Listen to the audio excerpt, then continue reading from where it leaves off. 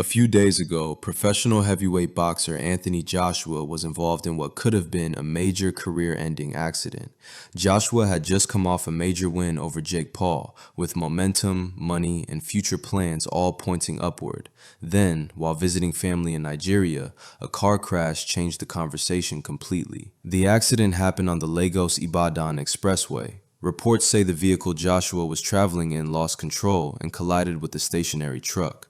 Joshua survived and was later described as stable, but two people close to him, Sinagami and Lateef Ayodele, both key figures in his training team, were killed. That's the part that still hangs over the story days later. The win, the payday, the headlines, all of it became secondary. That weight carried into the discussion on the 5150 show, where Corey Holcomb, Darlene Ortiz, and Craig Fax talked about the crash. Our condolences to the two men, Lateef Ayodele and Sinagami, friends and part of Anthony Joshua's team that were killed in that deadly car crash on one of Nigeria's busiest highways near Lagos. They say that the driver and Anthony narrowly escaped death after the car was trying to pass another car, lost control, and collided with a stationary parked, and that truck was huge, parked truck that was on the side of the highway. Anthony's next fight is scheduled for February. However, no word on if that will be postponed or anything, considering after seeing the video of him being placed in the ambulance, he looked like he was experiencing some pain. Well, the two people that died were his boxing trainer and his fitness trainer. Yeah, that's big. I mean, man. So, as we were speaking earlier, prayers to Anthony. Prayers and up the to driver, Anthony Joshua, man. That's one thing about me. Oh my God. I don't like drivers. Oof. I do not let people drive me nowhere. I be laughing when I pull up out the rent-a-car spot. You ain't got no driver? I be like, motherfucker, I know what the fuck I'm doing out here.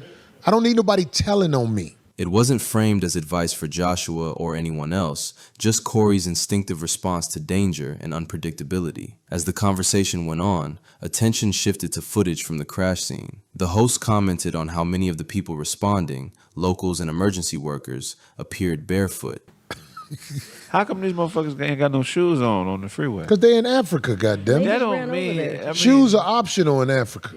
How did you get to the freeway with no shoes on? God damn it, that glass don't hurt if you walk on it enough. Look at that nigga. What? You think the animals, if you start letting your dog wear shoes, after a while your dog gonna be like, put my shoes on, bitch. I ain't walking out there. They had to use the jaws of life to cut them all The off. bottom of our feet are made to get hard if you put them out there in a hard situation. That's true. That's the ambulance dude that ain't got no shoes on. Nigga, I don't think you know how demoralizing that is? But he can run fast. Yeah, but you in Nigeria. And he was saying, out there visiting family. Ain't no 40-ounce bottles on the ground in Nigeria. No, Nick, but might be a tapeworm. 40-ounce carton, but ain't no 40-ounce bottles. Your foot is a hoof after a certain amount of time. Your foot is a sandal bottom now.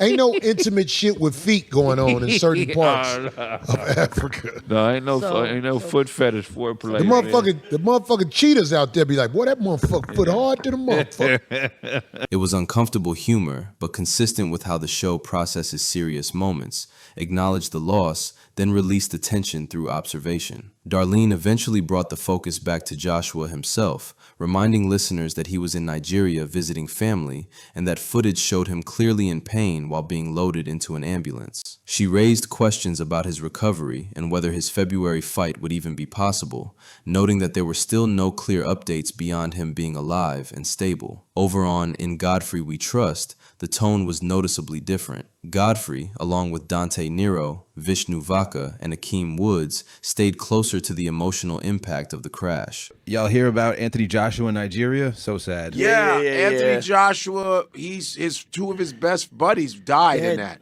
He's okay, though. He's so lucky. He's in stable condition. I don't know what kind of car crash it was, but both of his friends were like his coach. Yeah. And they're like, and he's so lucky, man. He just got money from that fight. 36 years old, and he's walking. He's not paralyzed. It's like $90 million he got from that. 90 million. God damn. I think it was 90. Glad he's okay. Yeah, he just and they pulled him out. There's footage of him he being was pulled fucked out. up. He was in pain though. He was fucked up, man. Damn. And I don't know. Nigeria is really, I don't know what part of Nigeria it was, but like Where they just driving. yeah. Is he from there? Or He's was Nigerian. Oh, he's Nigerian. British, though. I think he grew up in London, but he's Nigerian. But damn, he's okay. And deaths. Oh, you know who died? What's his name? Whitlock. Yeah. That actor. From The Wire. Eli Whitlock. Something Whitlock. Is it Whitlock?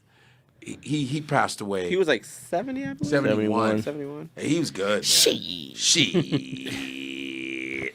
Yeah, he passed away. Comparing the two shows, the difference is clear. The 5150 show processed the tragedy through instinct, humor, and cultural observation. Godfrey's show stayed grounded in grief, luck, and the vulnerability of the human body, even one built like a heavyweight champion. Neither approach was dismissive. They were just different ways of dealing with the same shot. In the days since the crash, reactions have continued to come in. Fighters like Tyson Fury, Alexander Usyk, Vladimir Klitschko, Chris Eubank Jr., and Jake Paul offered condolences. And then your fellow superstar, Anthony Joshua, had an accident yesterday. Weekend met of Godfrey friends. Please, any message for him? I mean, it's really devastating to hear something like that for someone that's putting Nigeria on the map. I think my thoughts are with him and his family and the ones that he lost.